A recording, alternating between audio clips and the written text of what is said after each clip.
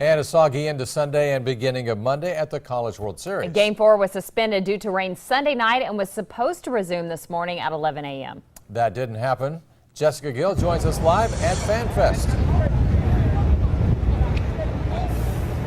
Rain, rain, go away, so that the games can be played today. That could have been the theme, as plenty of weather watchers in the area were waiting and hoping all morning long that the rain clouds would finally disappear, and they did. But take a look, a large tarp actually covered the field all morning long.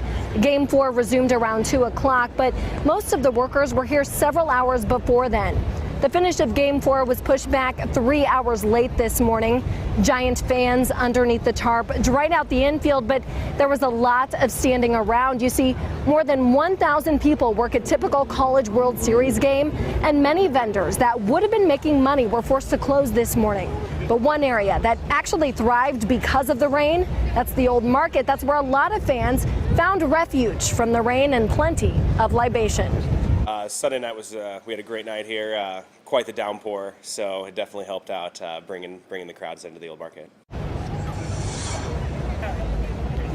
Now, with the rain delay from last night, that means 3 games total are being played today. Coming up at 6:30, we'll take a look at how the shuffle-in schedule is really taking a toll on traffic here around the ballpark. Again, that's coming up at 6:30. Reporting live, I'm Jessica Gill, WOWT 6 News.